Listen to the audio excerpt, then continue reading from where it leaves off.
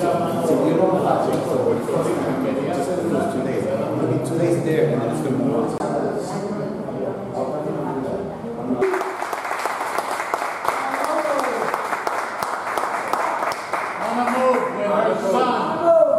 Pro Libertad for many years has worked with the brothers and sisters of the MOVE organization and International Concerned Friends and Family of Mumia and the Jericho movement to build solidarity between our Black, Native American, Asian, Latino, Puerto Rican, all white anti-imperialist, white anti-racist political prisoners. We have been building that solidarity because the only way we will free all of our political prisoners is if we are working together. Oscar is free today, not just because Boricuas did the work that we did, because our African American brothers were there, our Dominican brothers were there, our white North American political prisoners and brothers and sisters were there. Our brothers and sisters of all communities work with us. So today we celebrate the Move 9 sister coming back. I also want to say, and I cannot give any details, but there is a victory that is going to be announced very soon. Yes. We are not making any public statements other than this because we have to maintain security around this person. Yes. But very soon, another individual that has spent almost 4 decades of their life in prison will be, what was that? 46 years. 46. Someone who spent almost 5 decades as a political prisoner will be walking home soon. We will let you know that when it's able. But we have victories coming. And with Baby Africa, we are seeing una compañera coming out. We usually see los hombres, we see a lot of men coming out of jail, but we finally have a sister, one of the sisters is finally free. So que ya celebraron.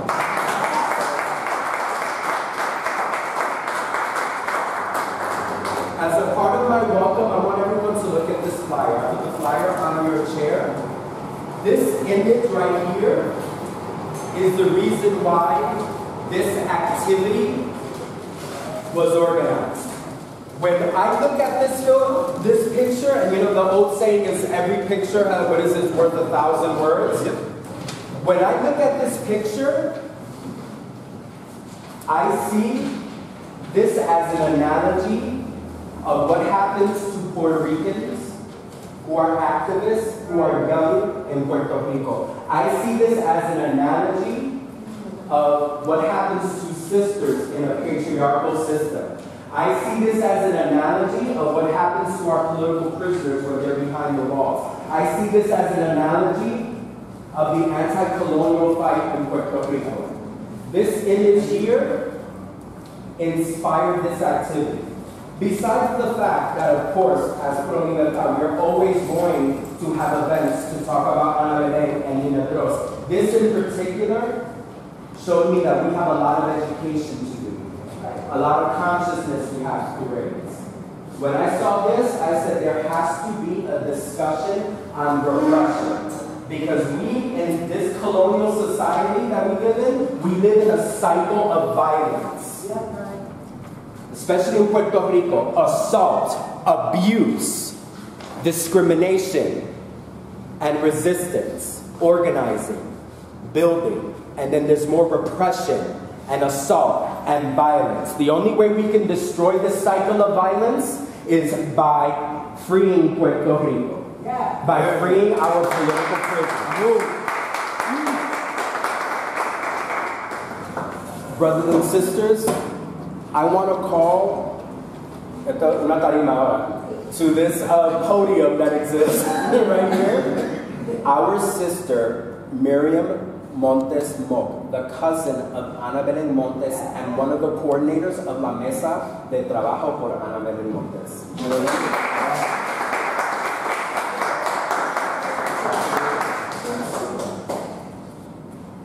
Good afternoon, everybody. Good afternoon. I am pleased to be here.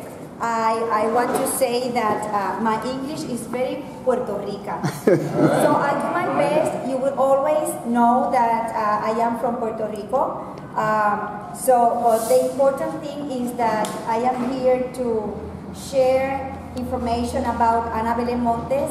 Ana is my first cousin. She grew up she was born in Germany and she grew up in the United States. I was born and grew up in Puerto Rico. However, she will come during summertime to Puerto Rico and stay in my house among other houses, and we became close cousins. She is a very loving cousin, huh? Como hermanas. Como hermanas. So when she was incarcerated, immediately, I know it because my sister read to me some news that were published in one of the Puerto Rican newspapers, and so that was the way I knew about Anna's incarceration. I cried. I immediately called by phone to Anna's apartment. I knew she was not there, but anyway, it was just the way I reacted. I left a message for her saying something like, I am with you, I love you very, very much. And so that was my message. And afterwards, when the family was able to initiate communication with Anna, we had to fill out some papers, and the administrative, maybe it was the FBI or the prison bureau, whatever, investigated me. And finally they accepted that I was able to write letters to Anna and to receive letters from Anna. So since the last 16 years, that's the time that Anna have been in jail, we have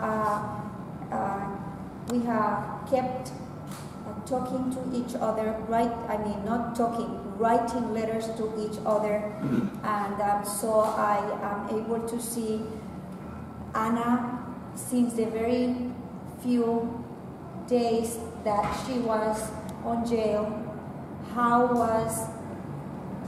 she was being treated, how awful, hostile environment she was living and surviving, and how she was dealing with all this hostility environment and just resisting.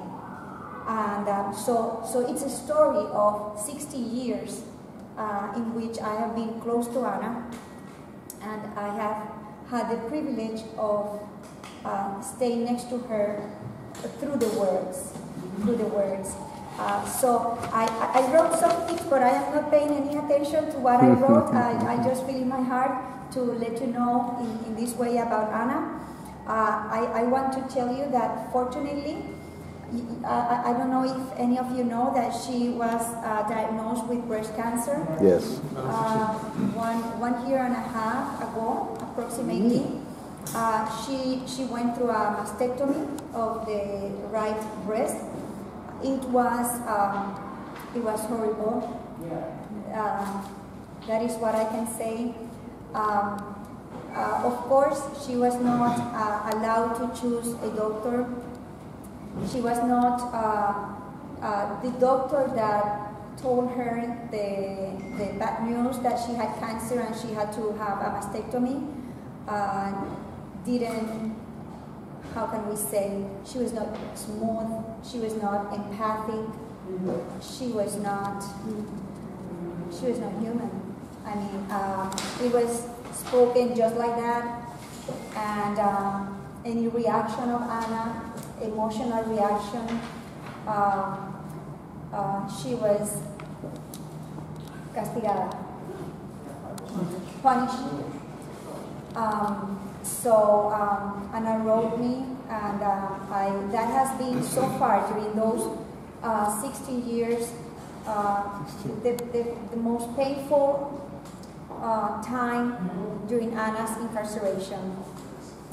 Anna is strong, and Anna has the support of some of her family, and so she was able to survive and to transcend that difficult moment. So in the last 2 years, La Mesa de Trabajo por Ana Belén Montes in Puerto Rico was created. And that has made such a difference in Anna's well-being and emotional, how do you say, state, emotional state. She never knew how many people were supporting her during 50 years. She had no idea. She was feeling alone, and she did so with a lot of dignity. Anna was not expecting people to do anything for her. Everything that she did was with such a clear mind, and her conscience was so clear, and she was always aware of the risk, consequences of what she did, her solidarity, what she did, while she was protecting the Cuban people. So when she was caught, she faced the results of her deeds with a lot of dignity. You see, like, I know I broke the law, but I did it because of my conscience. And with her, how do you say, in Spanish we say con la frente en alto. She held high. the head held high. Held high. She faced the consequence and did not ask for. She didn't say she was sorry, because what she did was because she felt the United States government was being cruel to the Cuban people, and that's true. And she needed to protect in solidarity the Cuban people, and she was not going to be part of a policy of aggression towards the Cuban people or towards other countries of Latin America. So having said that, today's topic is repression and resistance. So I would like to say some things regarding that topic. I went to the dictionary, and the Cambridge English Dictionary says that repression can be understood as the use of force or violence to control a group of people, and also the action of subduing someone or something by force. Some synonyms of repression are suppression, quashing, nullifying, overturning, canceling, overwhelming, subduing, crushing, devastating, humiliating, mortifying, putting down, stamping out, imprinting, engraving, also beating, crushing, restraining, keeping under control. So Anna has been, obviously, while she has been in jail, she has been repressed by the authorities. She has no freedom, and her conditions of incarceration are of the highest level possible. How do you say? Security. Highest security. So she has to, in addition to being incarcerated, she is isolated and silenced. Still, after 16 years, she is not supposed to get in touch with other people out of her limited list of no more than 20 people that have known her before her incarceration. I am not allowed to tell you or any other person what Anna has said. I cannot tell Anna what you want me to tell her. That's part of the repression she is under. See, it's a kind of silencing and isolation even after 60 years. That is called the SAMS, which is for security administration's measure system, and it is used for some political prisoners. But even Oscar was allowed to receive letters from the people and to write letters that were read in an auditorium or even to be published. Anna is not allowed to do so. I cannot. I am as repressed as her concerning Ana Belén. I cannot tell you so many things that I would love to tell you, so you can get to know Anna better. Anyway, on the other hand, resistance means there are three main synonyms, or it says the refusal to accept or comply with something, the attempt to prevent something by action or argument.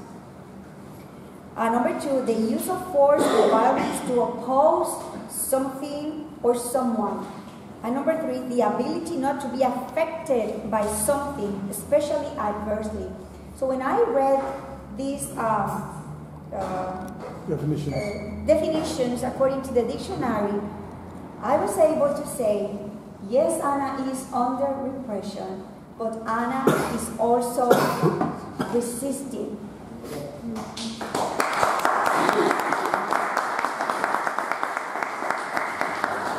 Jail has not changed Anna's principles on freedom, on justice, on equality, on respect among the nations, on peace among the nations. She still believes that that is the way countries should treat each other, with respect and with peace.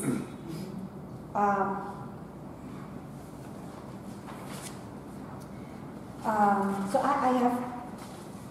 I have told you all some things that there are here, but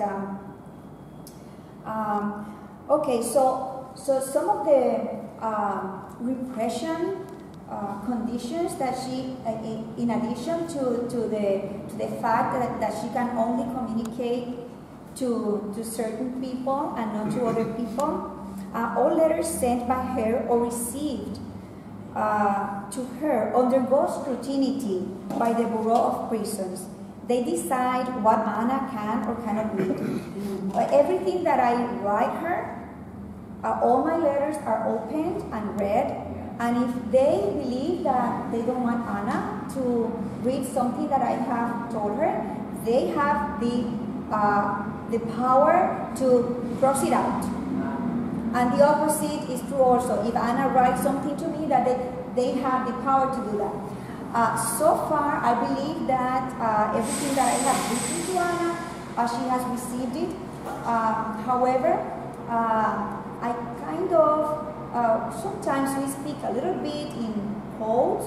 You know, I tell her somebody that loves you and respects you a lot, wants you to know, that is thinking about you, that is supporting you, but I don't say any names, you see, and things like that. So I don't want our communication to be hot, but I want her to know that she's not alone.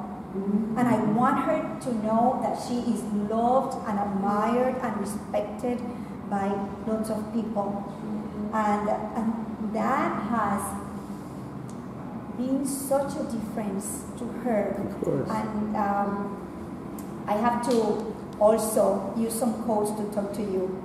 So according to my interpretations of what I read from Anna's letter, I believe she has been emotionally absorbed, touched by all the solidarity and support actions by many of you. See?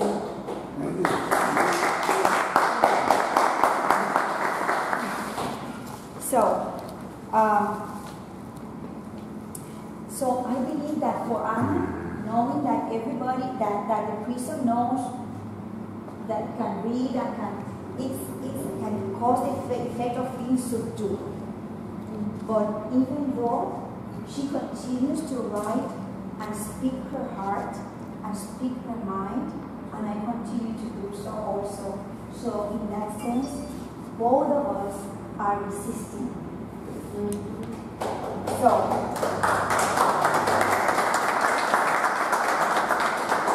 Anna can read books, another thing. Anna can read books sent only by a publishing company or library, not hardcover. The books are checked and some of them are returned because they have the power to decide what they want Anna to read.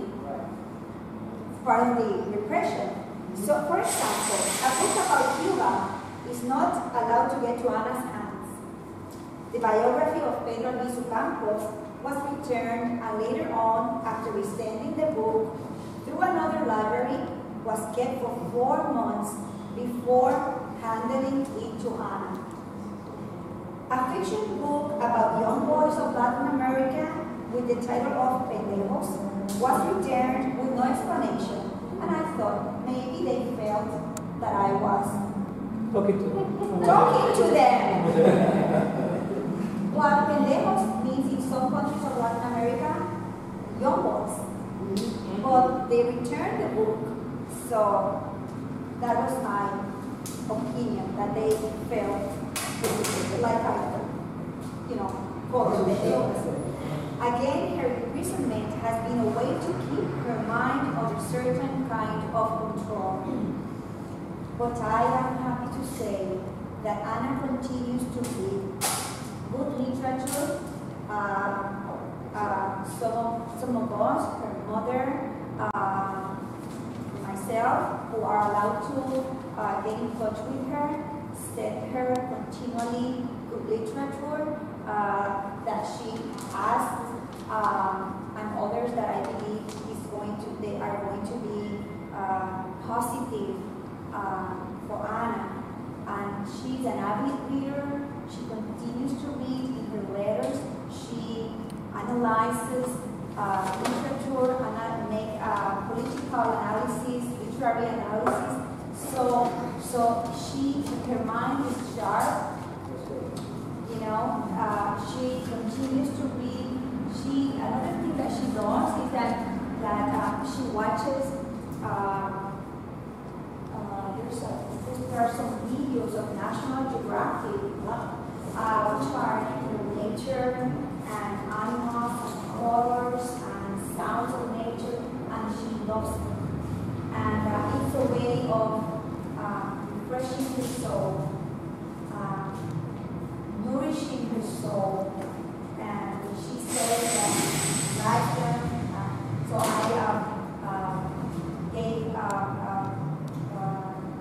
paid for a subscription on National Geographic. So every month she would be able also to read that kind of literature. Anna can only watch CNN in Spanish while in prison. She's allowed to watch for National Geographic videos, which she enjoys very much. Anna is silent. No one can speak her words spoken today. Neither can people with whom she maintains correspondence send messages from the recordings. I already said that. Another thing, Anna's outdoors recreation is limited to 1 hour a day inside a place surrounded by a fence. You can imagine what effect can do in a human being to receive the sun just for 1 hour a day, surrounded in a fence that she calls it the gorilla's cage.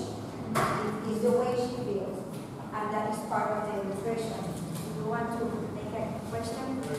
Question comment.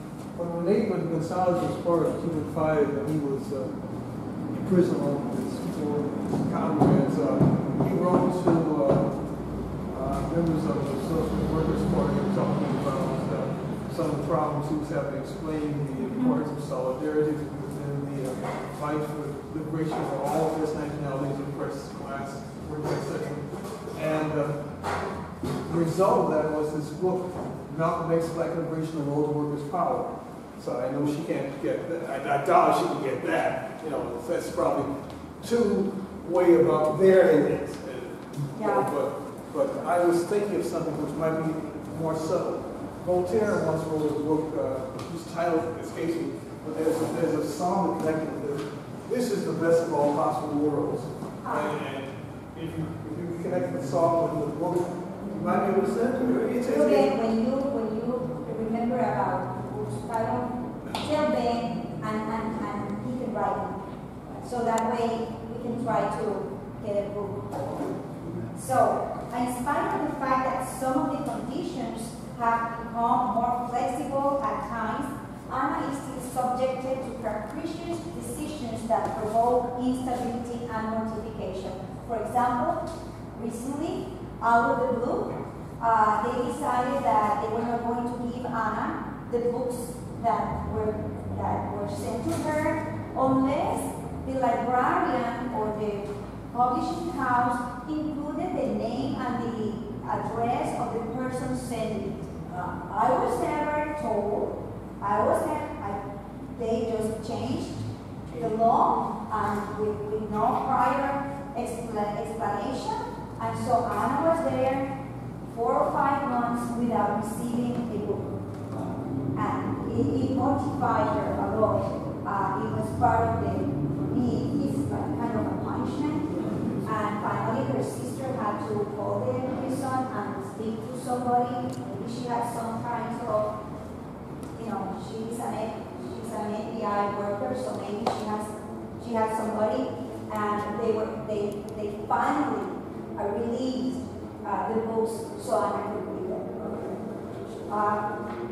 Sometimes a little written in Spanish, we communicate with each other in Spanish.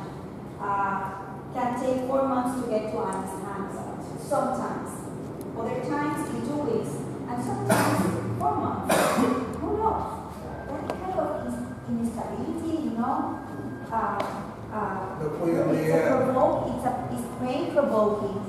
But that's the condition, huh? ¿El cumpleaños llegó a tener ese día o lo hicieron?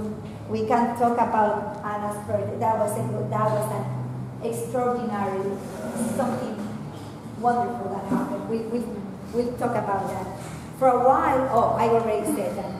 And I spoke about her illness, and I spoke about no considerations or sense of compassion was shown to Anna as the doctor informed her the diagnosis and treatment, which broke my heart. But she is good and survived everything, and she's good now.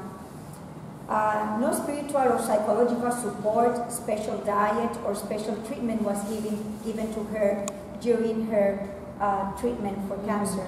Not even effective medication against the pain, because strong medications are stolen in jail, and I suffered from acute pain during months. In addition, Anna was taken to the hospital in chains, both in her hands and her feet, during the recovery process, in spite of an injured breast. Human Rights Act sets out the fundamental rights and freedoms that everyone is entitled. Those rights are meant to be respected in order to guarantee that human beings are treated in a dignified, fair, and human way. On the contrary, Anna has been subjected to inhumane and unreasonable treatment. 25 years without allowing her the capacity of having interactions with the outer world, still repressing what she reads and what and to whom she might communicate, is, in my opinion, a severe and unjustified punishment. That's my opinion. Her incarceration is cruel, is inhumane, and it is designed to break her dignity and annihilate her spirit. Having said that, Anna's choice has been to either succumb under the annihilation of the prison or to resist. But fortunately, Anna has chosen to resist. I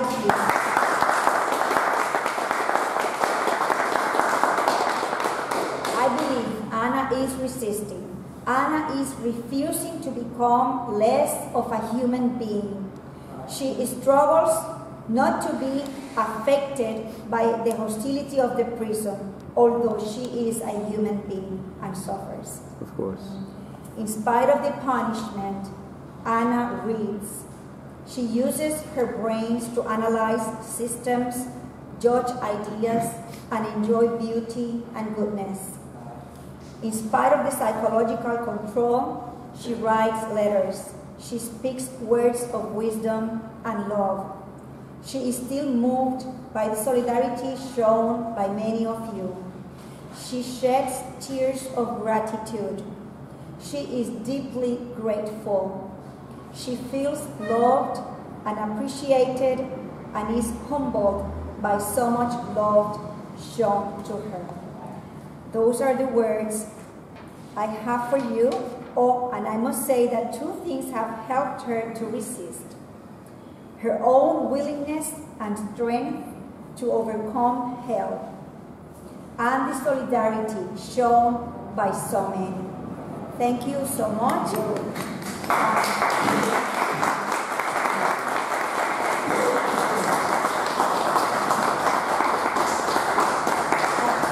I'd like now to answer any questions that you have.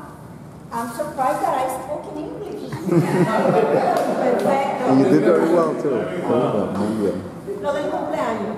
Oh, the birthday. Okay. Anna's birthday was February 28th. She just turned 61 years old, and by that time we had a table to promote Anna's case, and in the Claridad, Festival de Claridad. Every year we go there in the last 3 years, and so I decided that some things I cannot do, but I spoke to her lawyer and I said, what if I buy a birthday card and have it signed by people? What do you think? And she said, well, we don't know. Maybe they send it back, but let's try. So I did that, and so people around signed and wrote messages of love and support and just love, lots of love. And I sent it and wished for the best. And I was so happy when she wrote me back and she said, I received the letter. And I'm proud.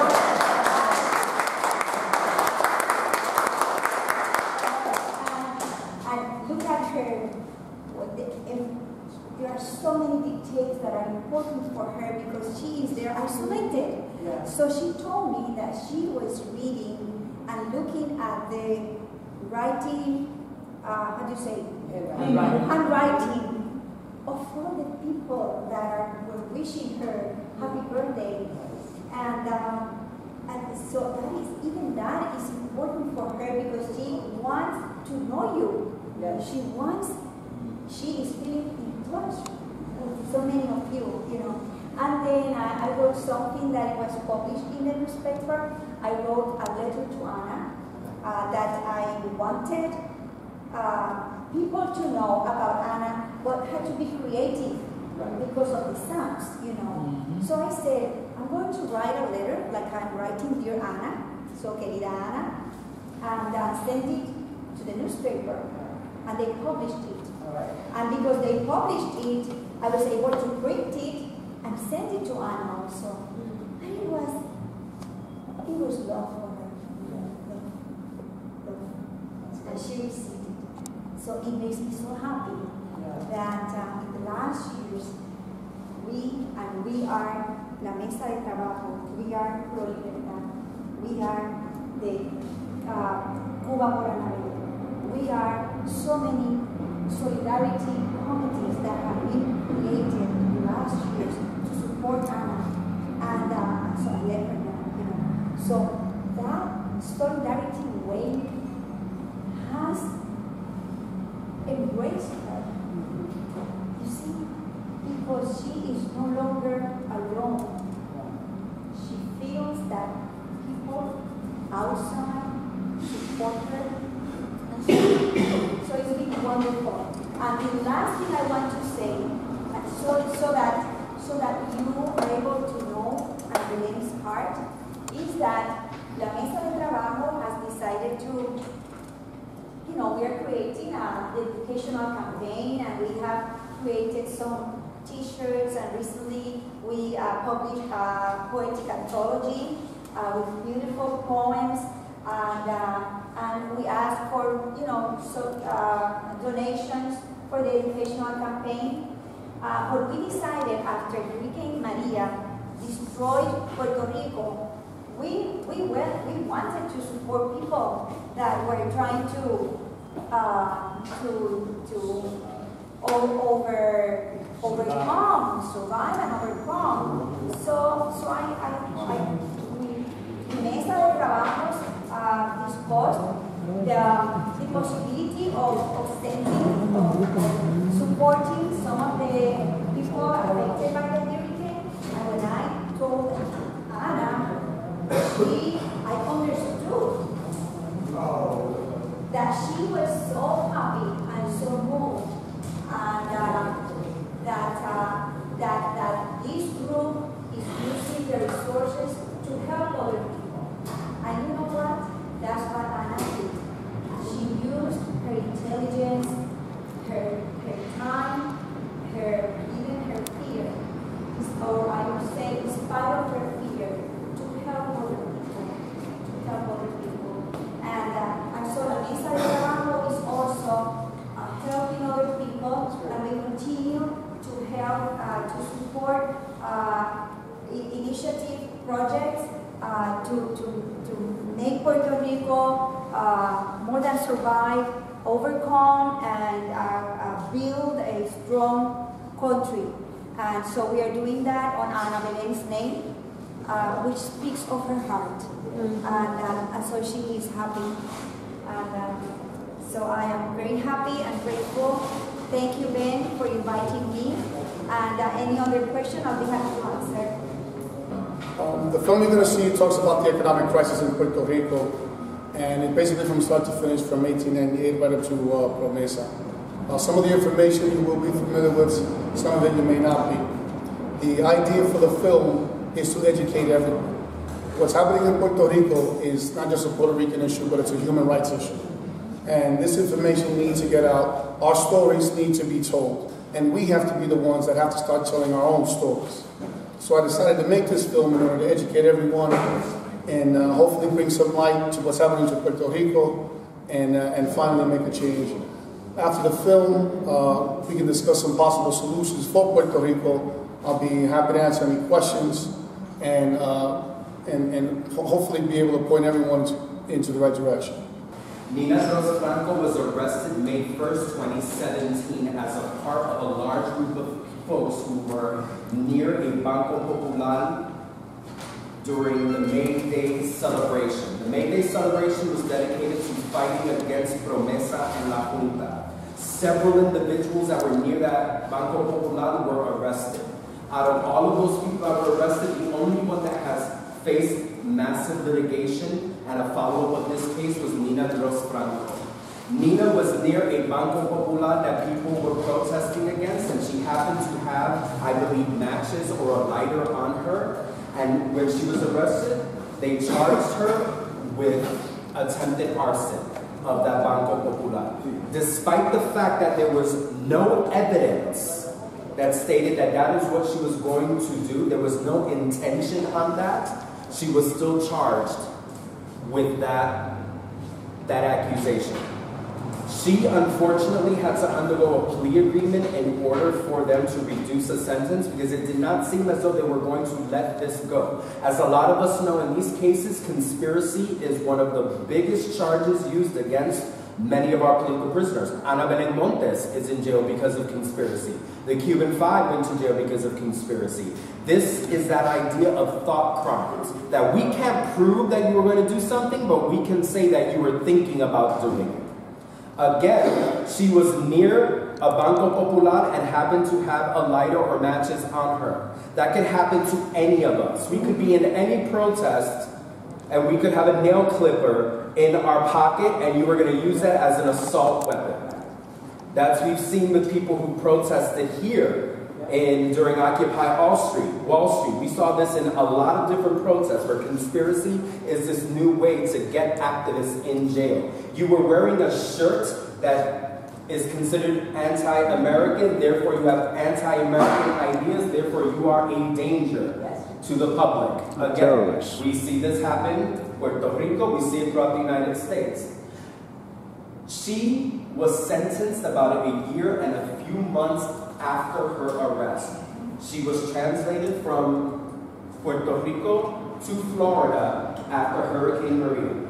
All the while incarcerated, there was a denial of medical treatment. She was denied medication that she needed. There were often periods of time where she was placed in solitary confinement for absolutely no reason. She was placed under communications restrictions so that she could barely speak to family or legal counsel.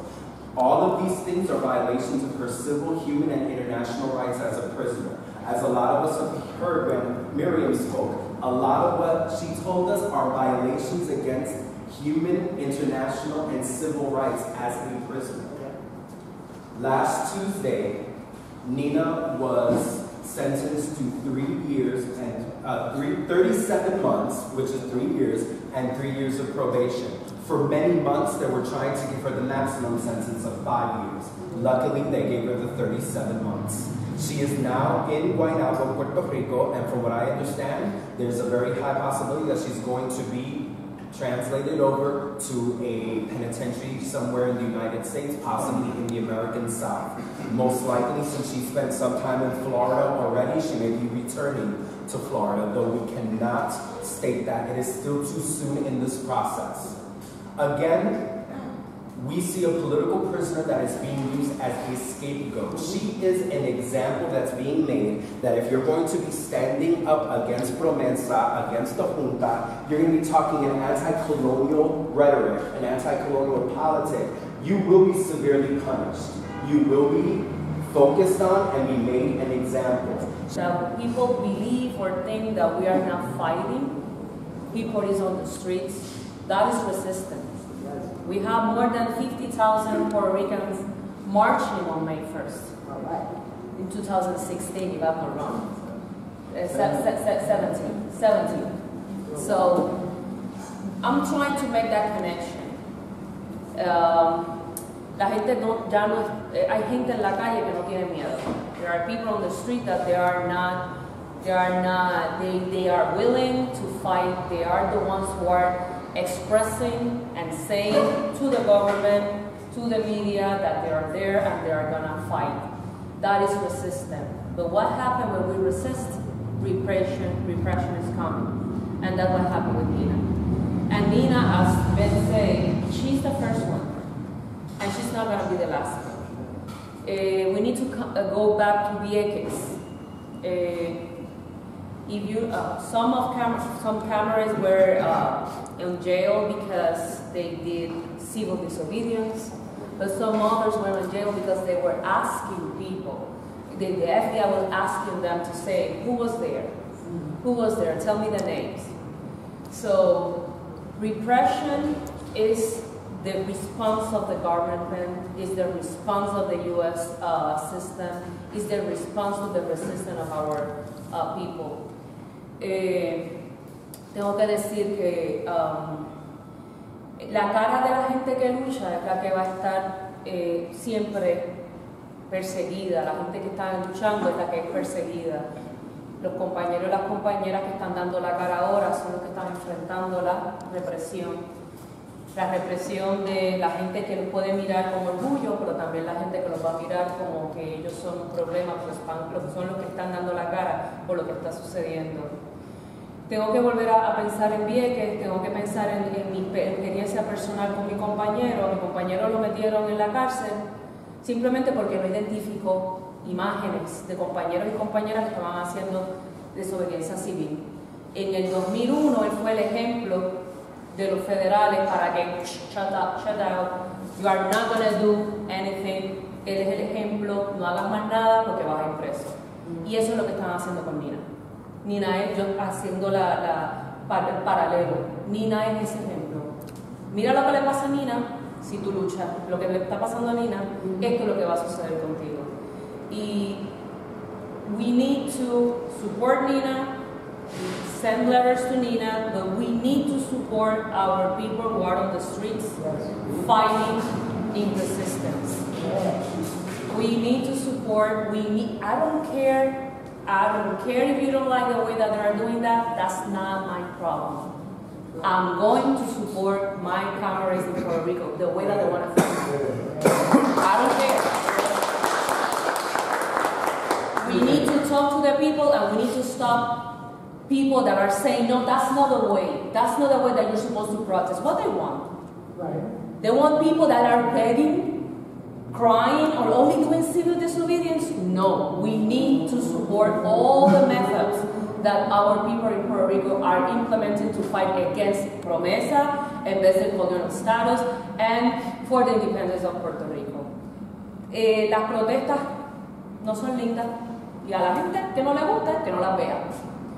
En Puerto Rico las protestas, la gente quiere que sean bonitas, de tirar flores y tirar besos como una parada puertorriqueña. ¿Okay? O como una parada de recibir a un campeonato de baloncesto. Esa es la protesta que quieren en Puerto Rico. No es la protesta de que la gente tiene rage, que tiene coraje, que tiene rabia. No, hay que protestar bonito. Y hay que ser con el ay bendito. We need to stop that ay bendito. And we need to support our compañeros y compañeras. Y con mucho honor les presento a una con gran compañera. Una cara de la lucha de las mujeres puertorriqueñas en Puerto Rico.